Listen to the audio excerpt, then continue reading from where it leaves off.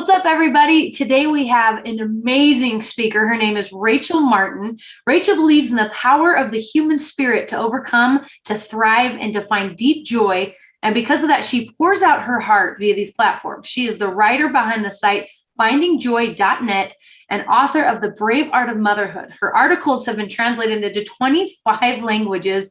Her site reaches millions of visitors per month, and she has a robust, engaged Facebook community. Her content has been featured in the Huffington Post, The Today Show Parents, Star Tribune, Tiny Buddha, iVillage, Stuff New Zealand, and many, many more. She speaks worldwide, encouraging moms and entrepreneurs to live each day with purpose and drive.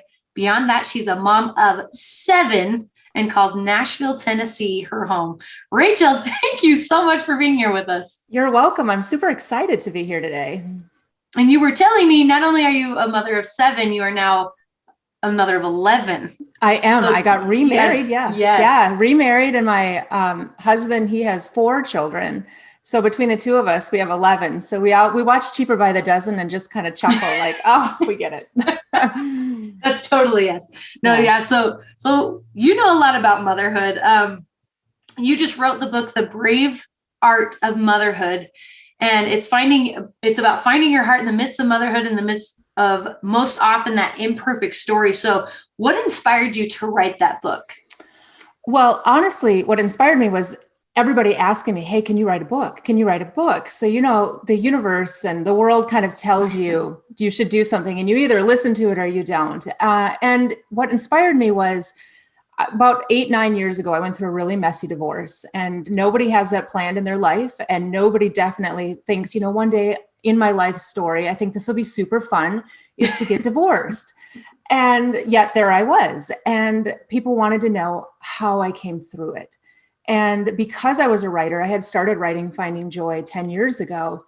There were people that saw me before and people that saw me after, and they saw kind of the metamorphosis, to use the butterfly analogy. They saw this change, this shift happening, and they wanted to know what happened. How did I find my heart again? How did I create a business? How did I, really give back to my kids in a way while all of that stuff was going on? So The Brave Art of Motherhood, it's not specifically about divorce, but it's about, not losing your heart in the midst of motherhood, which when I first became a mother, I didn't think that was possible. But the older and the more kids I had, the more I realized, like, you know what, I'm an okay mom, but I don't know who I am anymore. And that was the inspiration. I love that so much. And I think that's so important. So what tips do you have for mothers of where they should even begin with this? I think it depends upon your own story, but to begin, it means actually realizing and recognizing, maybe I have put myself on the back burner. It's that being honest with yourself and saying, how many times do I say it doesn't matter, or I don't care, or it's no big deal? Or the one I found myself saying all the time was, it is what it is. And it was more like I was waiting for something to change, my finances to change, an opportunity to happen before I could get myself to change. And it was more deciding, what is it that I'm looking to do? What am I waiting to do? And instead of waiting, I'm going to do it now and stop thinking that I have 5 more years or 4 more years. So it's the realization that time is really finite, and kind of that it's okay to say no to doing something else if it means filling your own tank at that moment. I love that so much. We all have imperfect stories, or 2 or 3 or many things we've done as a parent, and we maybe have regrets. Do you have any stories of being an imperfect parent that you can think of, but then everything turned out okay? Well, I think that is how my site started. I really celebrate the imperfect parent story because life to me is actually a series of imperfections, and all of those imperfections turn out to be the story that we look back at. I look at my grandmother, and she never talked about the days where everything went perfect. She would tell stories of the times where they had to really pull up their bootstraps or they got through something.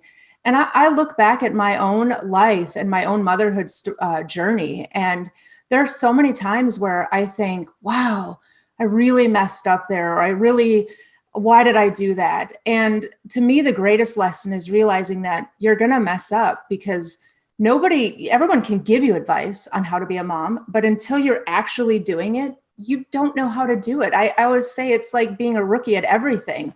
Like, I didn't know how to parent a teenager until I had a teenager. So it's understanding that the mistakes happen, but it's what we do after them that really matters. One of my favorite quotes is, fall 7 times, stand up 8. And I love it because the presupposition isn't that you're not going to fall. The presupposition is you're going to fall in life. But the power is that it's that standing up again and again and again. And that's what really matters. And to me, that's what matters the most in motherhood, is the fact that, sometimes I've messed up and I've had to come into the kids' room and say, I'm sorry. I'm really sorry. I overreacted, or I didn't show up. And that act of humility, that act of like, we're in this together, has so many powerful life lessons for them. And that's the standing up in life. It's so difficult to do sometimes, and yet you have to do it. I love that. And give yourself some grace. What was the impact? You mentioned I think you said your grandmother would talk about the hard times of motherhood. What impact did that have on you, being able to hear that side of it? It kind of gives it that realness. Nobody, especially in a social media world, I think our world, maybe in the last couple of years, it's softened a little bit. Like, we're like, hey, look at my real life. Right. But 10 years ago, 8 years ago, when I started writing, it was just this perfection that you would see. And I kept saying highlight reel. It's the highlight reel. No one's seen the cuts on the floor, like all the times that we've been struggling. But anytime anybody's real, anytime I write something real, or you would share something real, or my grandmother or my mom, it gives us this level of human connection. It makes us say, we're in this together. And it breaks down that paradigm that in order to be a good mom, you never make mistakes, because that's not what motherhood is about. That's not what life's about. Life is really about, it's kind of the underdog story, figuring things out, trying again, figuring things out, trying again, showing up for other people. And when we can step away from the idea that we're never going to make mistakes, or it's not going to be, or things are going to always be easy. Like, I think we have this idea, like, if I just had everything together, if I just figured it out, then things would go smoothly. And, we're trying to control variables that clearly 2020 taught us we can't control. Right. Definitely. And you have this amazing quote that I absolutely love. It has over 50 million shares. It does. Right? It does. It's got its own, it's like its own life right now. It's out there. It's just, it's cool. And it's even on like pictures, the frame that people can hang up. This is a big deal. It really is. Sometimes I go to Target and I look and make sure, like, there's not on the wall yet, because I have licensing for the quote now. It's crazy how life goes. That's amazing. Well, here it goes like this. Sometimes you have to let go of the picture of what you thought life would be like and learn to find joy in the story you are actually living. That gave me chills to even read that. So what's the story behind that quote? So, wow, now I have chills. So if I get teary, this story is, I have 7 kids, and, I went through a divorce. And when you go through a divorce, especially in a life where everything was a little bit smoke and mirrors, because I was working super hard to give the illusion to my kids that things were normal. But then when it falls apart, the kids don't know where to land, right? And which a lot of people don't know how. So the kids are in this place of, well, what do I do? Everything I know is kind of confusing. Well, a couple of years ago, my son decided that he wasn't going to live with me anymore. I live in Nashville, and I used to live in Minneapolis, and my ex lived there, and he decided he wanted to live there. And this had been after a good year or two of, it was just constant struggle. I had talked with counselors, and they were kind of encouraging me, like, for the health of the other kids, sometimes you have to do the hard thing because there's other kids.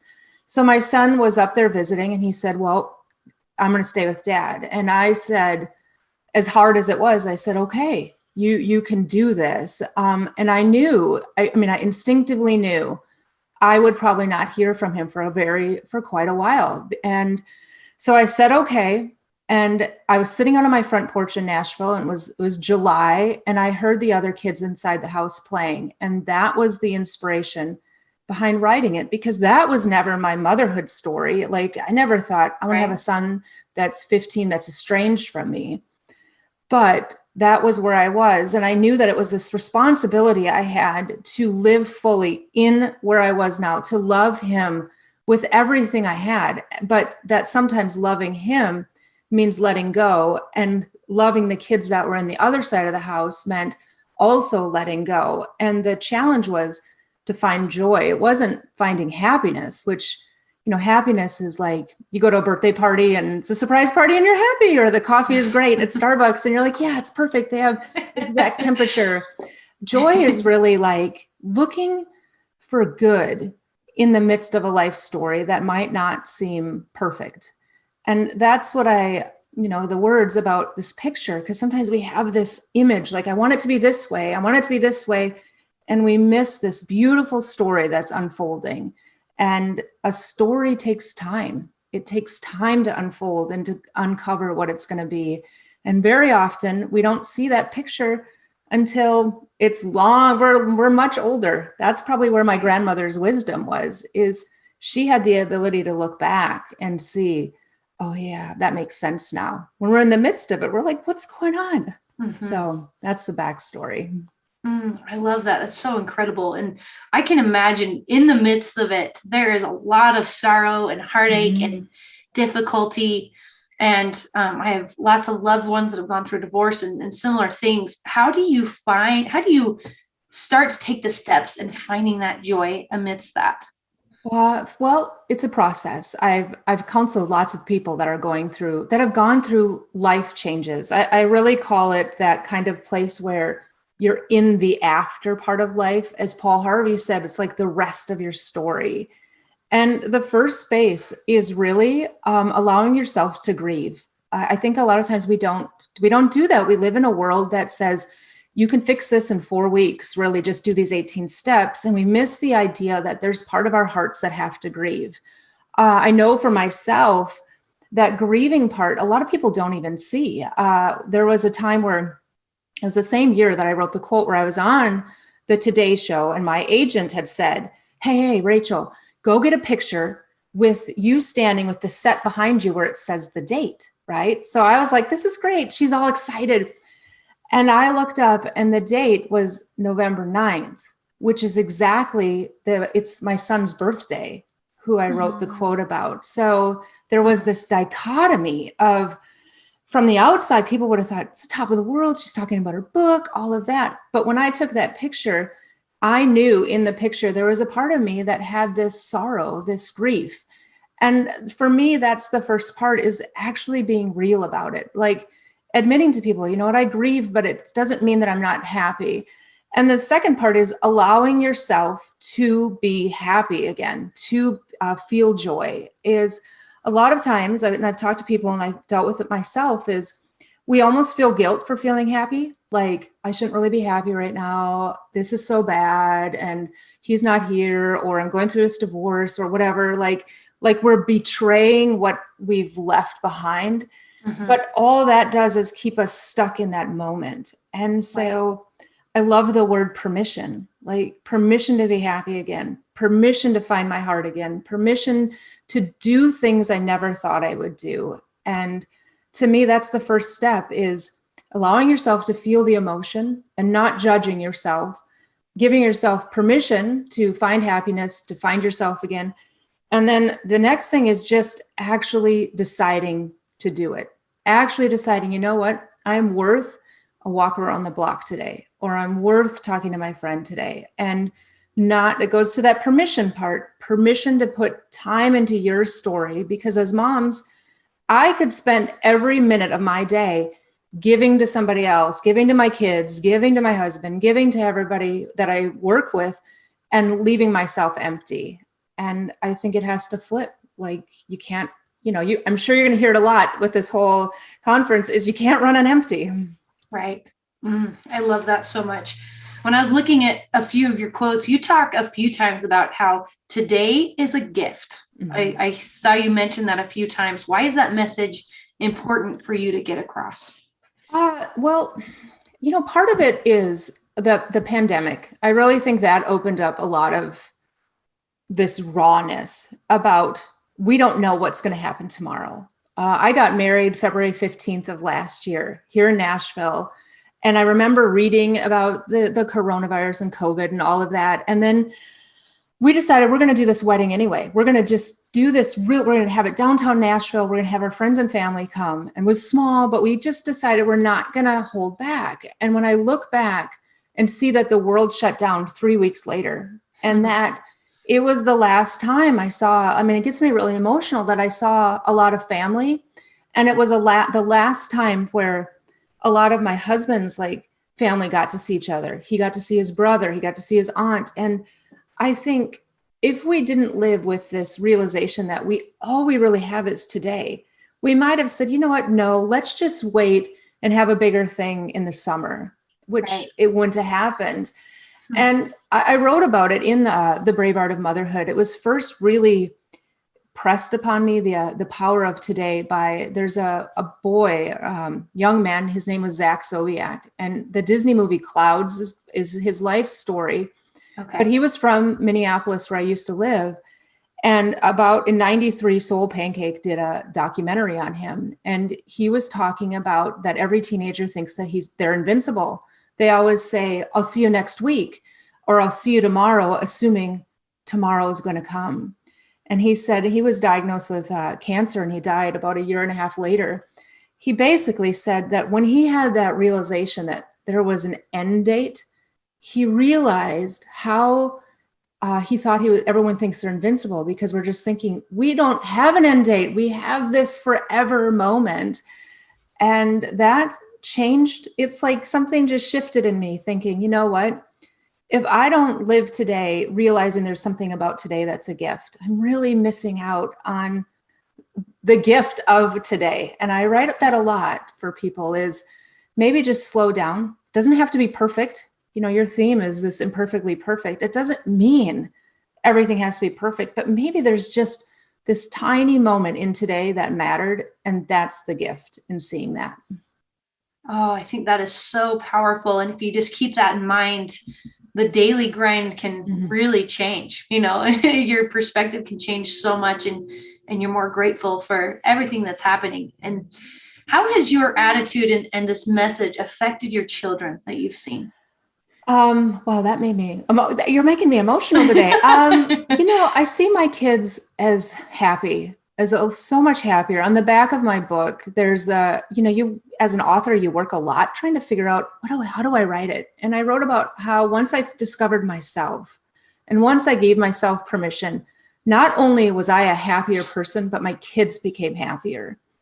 And I think what it did is it allowed the pressure valve on them to be released. Not that they don't strive to do their best, or not that they're lazy, but it allowed this pressure of needing to have it always together just loosen a little bit, because, life, it's tough. Like I tell my kids, sometimes math, you're not going to get it the first time. But if they expect to get it the first time, because again, going back to what the world teaches, everything is instant and fast and all of that, but life is this process. And sometimes you have to give yourself permission to fail in order to succeed. And that's, I think, what I've seen in them. And they're just really happy kids. And that to me is this greatest, it's this really powerful accomplishment. And it's not really that I set out to say, I'm going to make them happy kids.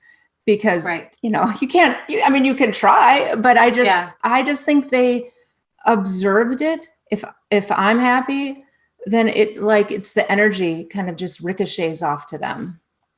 I believe that. I definitely believe that. I've seen that in my own family.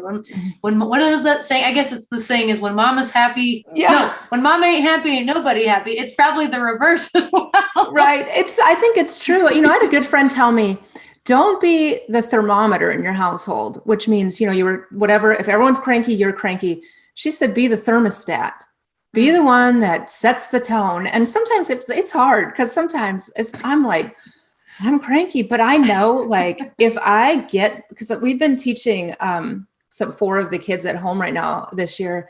And if I get agitated, I can just feel the whole mood at the table agitated. So I have to constantly say, bring it down and give myself permission to say, guys, I'm gonna be right back and chill out for a moment. Oh, I think that's totally important too. You remove yourself from the situation if needs be. It's better for everybody. Yes. All right, Rachel, what would your number one takeaway from moms be that you want them to remember?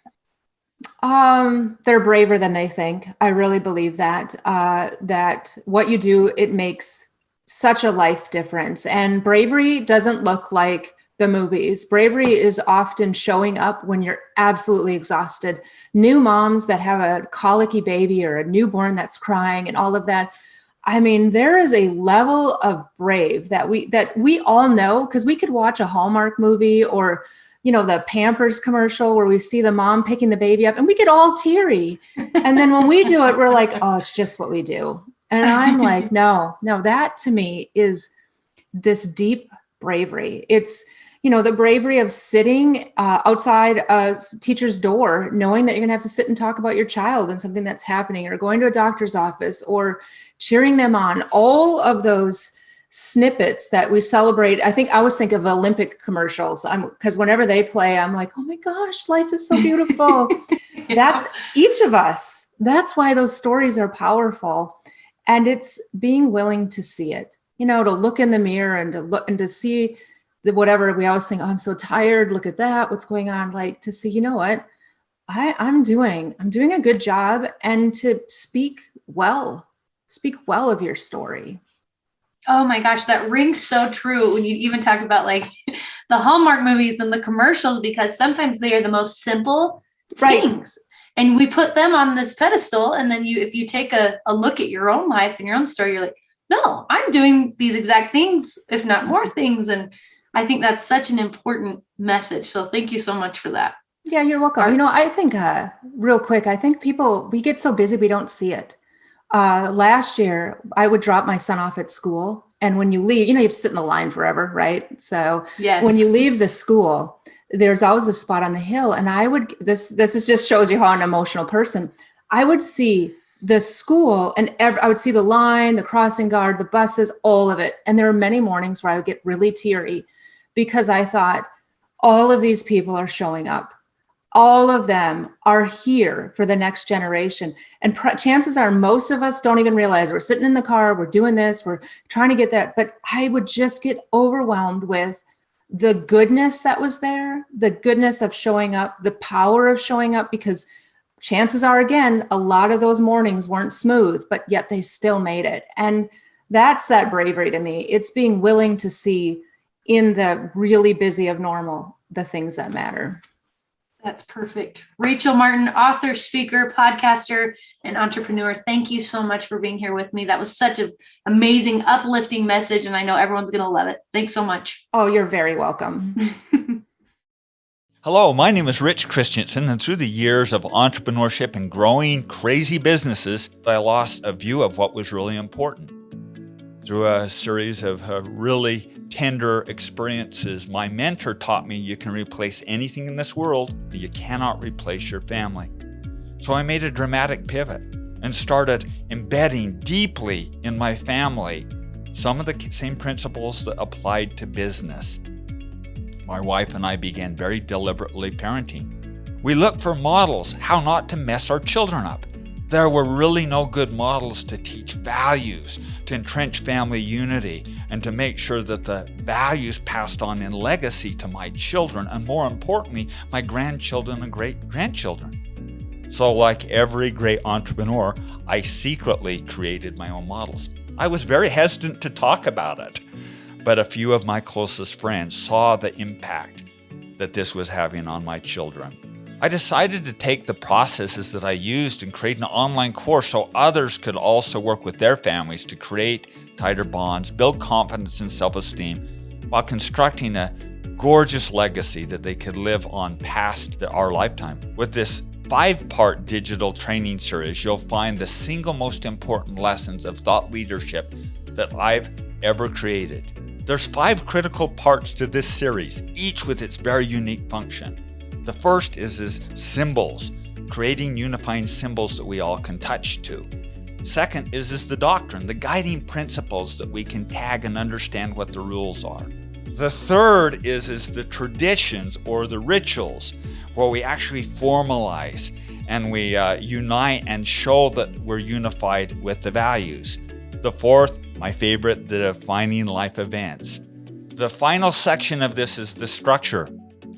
What do the really wealthy families do to preserve their wealth and to pass on in the form of family banking? To pass on how you appropriately set up the will and how you embed your family constitution so that these values permeate and pass on. I can tell you firsthand that taking these steps to create a beautiful life for my family is the most important work that I've ever done and also the most rewarding. I would invite you to learn some of these principles, unify your family, bond them, and take some of the guesswork out of this. And I'm going to provide you the framework to make that happen with this 30 years of life experiences. So join me, get your membership to build family legacies today.